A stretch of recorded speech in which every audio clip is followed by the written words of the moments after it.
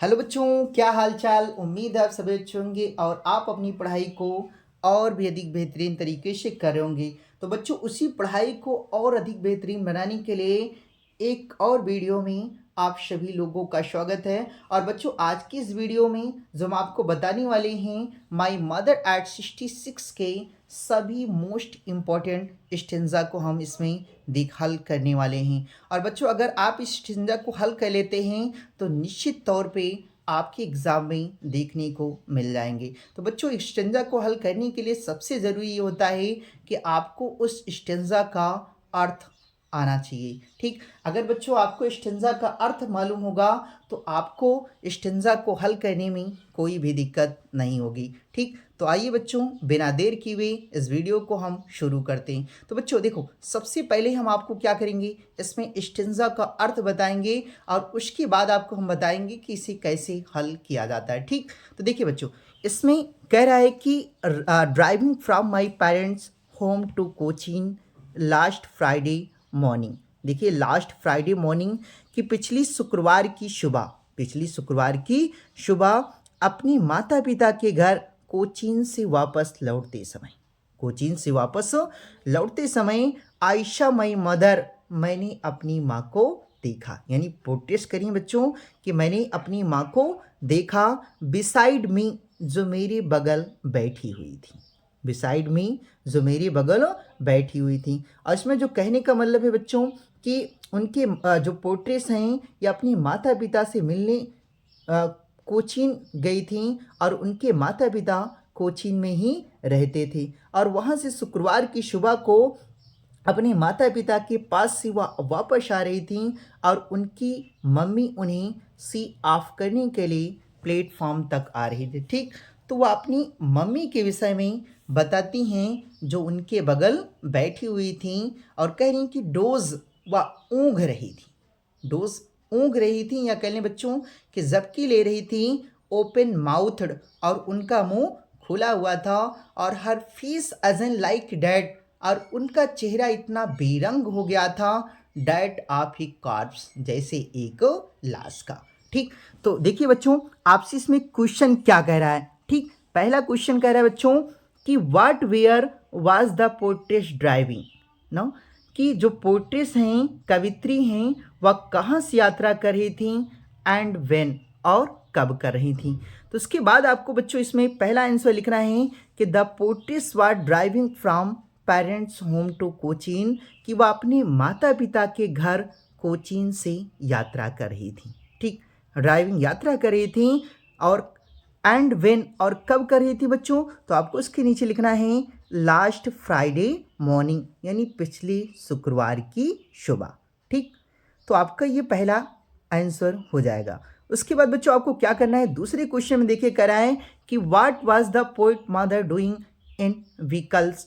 करे कि उसकी माँ यानी कवित्री की माँ in the doing in the vehicle, यानी कि वाहन में क्या कर रही थी। उनकी माँ वाहन में क्या कर रही थी। तो बच्चों आपको आंसर लिख रहा है कि द पोर्ट्रेट मदर, कवित्री की माँ, वाज डोजिंग विथ डोजिंग, झपकी ले रही थी विथ ओपन माउथ, यानी खुले हुए मुंह के साथ। यानी खुले हुए मुंह के साथ क्या कर रही थी बच्चों, डोजिंग, ऊँघ रही थी इन द व्हीकल मतलब वाहन में। ठीक, उसके बाद आपको क्या करना है बच्चों, इसके आगे देखते हैं। देखिए, इसके आगे तीसरा क्वेश्चन आपसे कह रहा है कि how was the face of portrait mother looking like, यानी कि कवित्री की माँ का जो चेहरा है वह कैसे लग रहा था। ठीक, उनकी माँ का जो चेहरा है वह कैसे लग रहा था या कैसे दिख रहा था।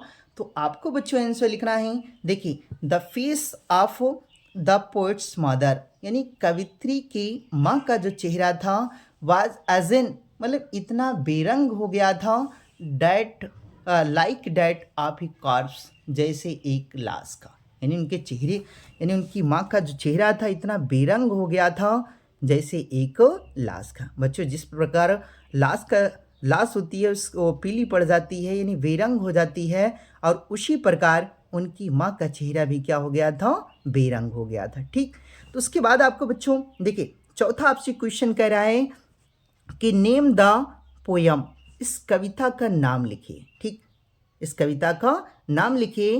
And poet of the above lines, और इन लाइनों में कवित्री का नाम लिखिए। ठीक, तो यानी कि आपको इसमें बच्चों क्या करना है कि आपको इस पोयम का नाम लिखना है जिससे ये स्टेंजा लिया गया है, और दूसरा आपको क्या करना है कि इसमें पोएटेस का भी नाम लिखना है। तो देखो बच्चों, आपको लिखना है कि the name of the poem, कि जो कविता का नाम है, इज माई मदर एट 66, कि माई मदर एट 66 है। And the name of the poet, जो कवित्री हैं, इस कमला दास, यानी उनका जो नाम है वह क्या है, कमला दास है। ठीक, उसके आगे बच्चों अगला देखते हैं, चौथा। देखिए दूसरा जो दिया स्टेंजा कह रहा है कि आई रियलाइज। ठीक, देखिए एंड रियलाइज, और उन्होंने महसूस किया विथ पेन, यानी दुख को, उन्होंने दुख क्या किया, महसूस किया। ठीक, डैट सी वाज, देखिए एंड रियलाइज विथ पेन, यानी कि उन्होंने दुख महसूस किया, रियलाइज, और यह भी महसूस किया कि that she was as old, कि वह इतनी बूढ़ी हो गई थी, एज सी लुक्ड, जितना वह दिखती थी। यानी उनकी जो माँ थी बच्चों, कि वह इतनी अधिक बूढ़ी हो गई थी जितना वह क्या करती थी, दिखती थी। बट शून, लेकिन जल्द ही, पुट डैट थॉट अवे, कि मैंने यह विचार अपने मन से दूर कर दिया। लेकिन यह जो विचार था मैंने अपने मन से क्या किया बच्चों, दूर कर दिया। ठीक, तो यह आपका दूसरा स्टेंजा है। और इसमें आपसे जो पहला क्वेश्चन पूछ रहा है बच्चों, देखिए कह रहा है कि what did the poet realise, यानी कि कवित्री ने क्या महसूस किया, after seeing her mother face, यानी अपनी माँ के चेहरे को देखने के बाद।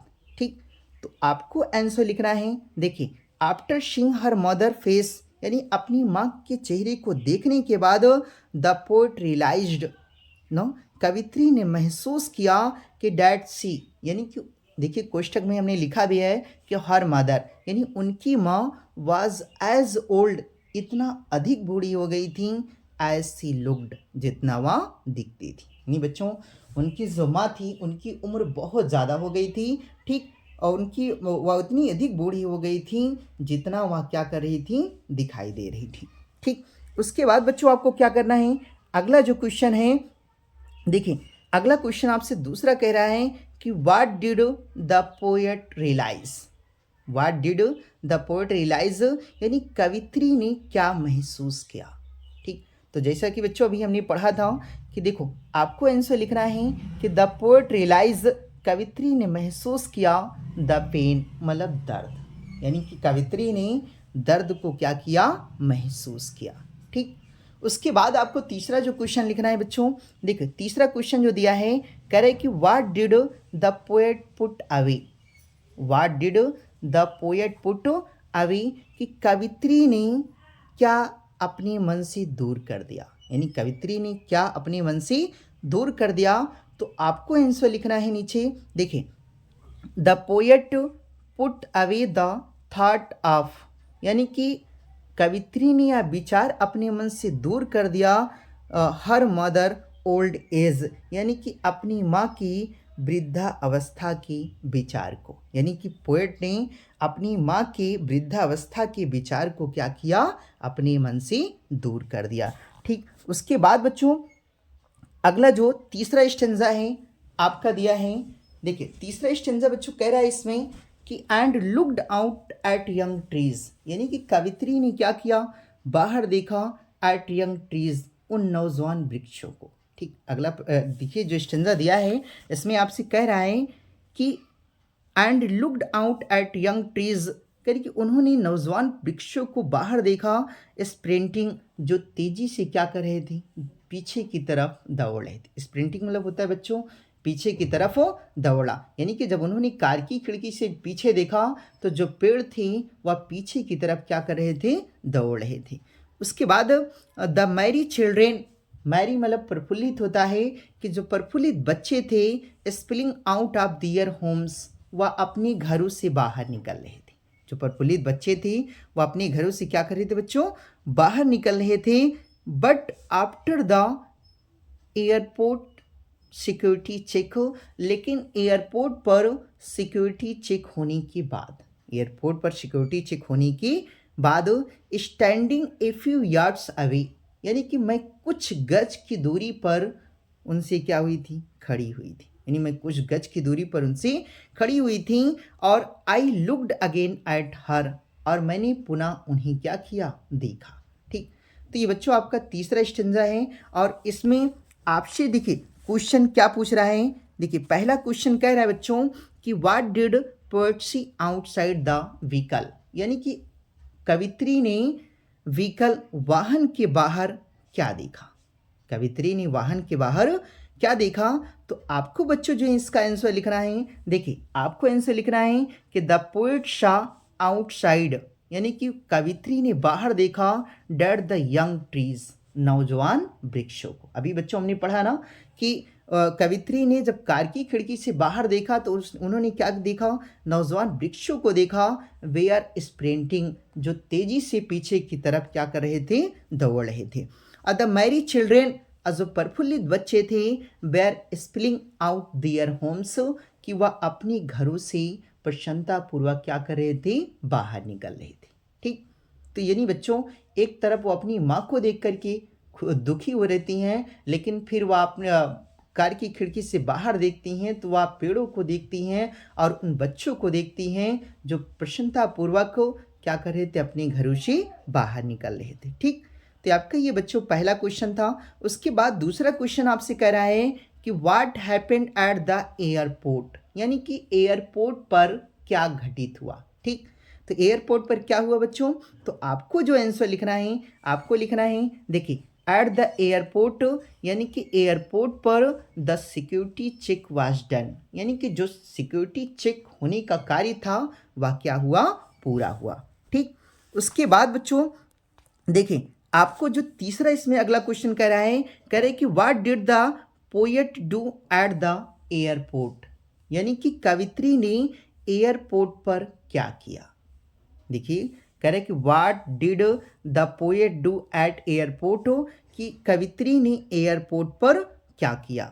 ठीक, तो आपको जो आंसर लिखना है, आपको देखिए आंसर क्या लिखना है बच्चों कि एट द एयरपोर्ट, एयरपोर्ट पर the poet looked again at her mother, यानी कि उन्होंने अपनी माँ को पुनः देखा, उन्होंने अपनी माँ को पुनः देखा। Standing a few yards away, जो कुछ गज की दूरी पर उनसे खड़ी हुई थी, जो कुछ गज की दूरी पर क्या हुई थी, खड़ी हुई थी। ठीक, उसके बाद बच्चों जो अगला स्टेंजा है, देखिए आपका ये लास्ट स्टेंजा है बच्चों, और ये स्टेंजा जो है आपका इम्पोर्टेंट भी है। ठीक, तो देखिए इसमें कह रहे हैं बच्चों कि वन पेल ना, देखिए वन पेल यानी कि वह बिल्कुल पीली पड़ी हुई थी या दिखती थी ना, as a late winter moon, जैसे कि सर्दियों के मौसम में चंद्रमा बिल्कुल धुंधला दिखाई देता है, यानी कि जैसे सर्दियों के मौसम में बच्चों चंद्रमा बिल्कुल धुंधला दिखाई देता है, वैसे ही उनकी माँ पीली पड़ी हुई थी। ठीक, उसके बाद एंड फेल्ट डैट, और उन्होंने महसूस किया, किसने बच्चों, कवित्री ने महसूस किया, डैट ओल्ड फेमिलर एज, यानी उसी परिचित दर्द को, यानी कि उसी जानी परिचित दर्द को उन्होंने क्या किया, महसूस किया। माई चाइल्डहुड फियर, यानी कि वो कह रही हैं कि जैसे मैं बचपन में महसूस करती थी, यानी कि उन्होंने वही पुराना दर्द को क्या किया, महसूस किया, जैसे वह बचपन में महसूस किया करती थी बच्चों, जब पोर्टिस की माँ उनसे दूर चली जाती थी। यानी जब कभी भी पोर्टिस की माँ उनसे दूर चली जाती थी तो बच्चों जो दर्द पोर्टिस को होता था वही दर्द उन्होंने क्या किया, महसूस किया। उसके बाद बच्चों आगे लिखा है कि बट ऑल आई सेड, लेकिन कह रहे हैं कि लेकिन मैंने सिर्फ उनसे इतना ही कहा, ठीक, किसी यूँ सुन अम्मा, कि अम्मा मैं तुमसे जल्द ही मिलूंगी, अम्मा मैं तुमसे जल्द ही मिलूंगी। All I did was smile and smile and smile, और मैं केवल मुस्कुराई मुस्कुराई मुस्कुराई।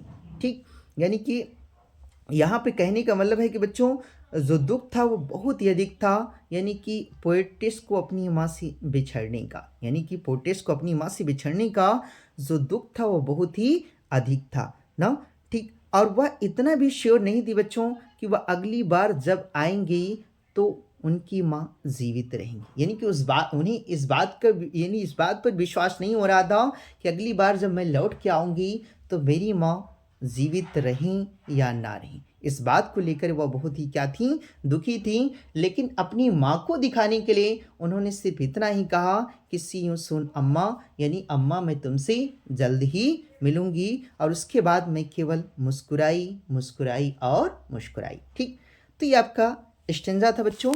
उसके बाद इसमें क्वेश्चन आपसे पूछ रहा है कि हाउ द पोर्टिस मदर लुक्ड, ना कि पोर्टिस की माँ कैसे दिख रही थी, एंड कंपेयर्ड, और उनकी तुलना किससे की गई है। ठीक, तो देखिए द पोर्टिस मदर वाज कंपेयर्ड, यानी कि जो पोर्टिस की माँ हैं उनकी तुलना एज वन पेल, यानी कि पीली पड़ी हुई, लेट विंटर मून, यानी कि बेरंग, देखिए बेरंग लेट विंटर मून, यानी कि जाड़ी की चंद्रमा से की गई है। जाड़ी की किससे की गई बच्चों, चंद्रमा से की गई है। उसके बाद बच्चों आपको क्या करना है, देखिए दूसरा क्वेश्चन आपसे कह रहा है कि what did the poet feel, यानी कवित्री ने क्या महसूस किया।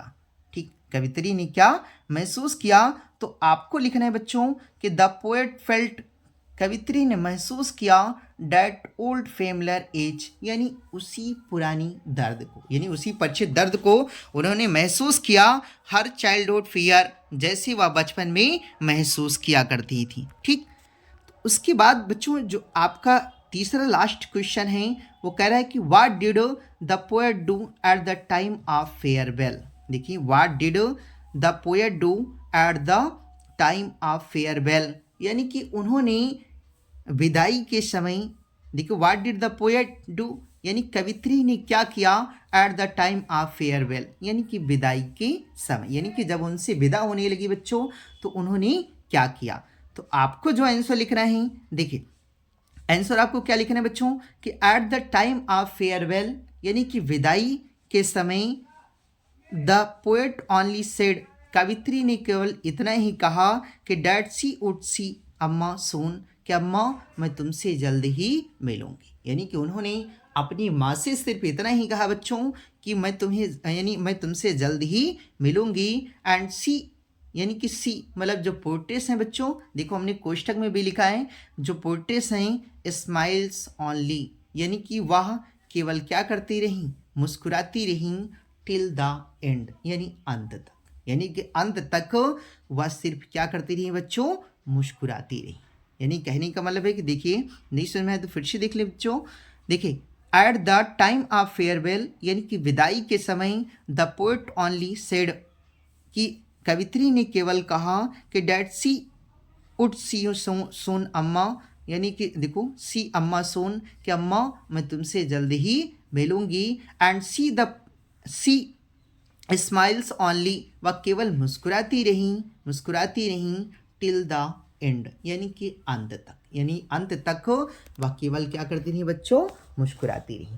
तो बच्चों आपका ये पूरा मोस्ट इम्पॉर्टेंट, यानी कि आप माई मदर एट 66 के बच्चों जितना भी स्टेंजा है आप उसको अच्छे से हल कर लीजिएगा, क्योंकि बच्चों आपका ये बहुत ही इंपॉर्टेंट चैप्टर है। और सेंट्रल आइडिया की बात करें तो आपसे सेंट्रल आइडिया भी इसी से पूछेगा और आपका स्टेंजा भी इसी पार्ट से पूछ सकता है। ठीक, तो आई होप बच्चों कि आपको यह वीडियो पसंद आई होगी, और अगर आपको यह वीडियो पसंद आई है तो इस चैनल को लाइक, सब्सक्राइब और शेयर करना ना भूलें।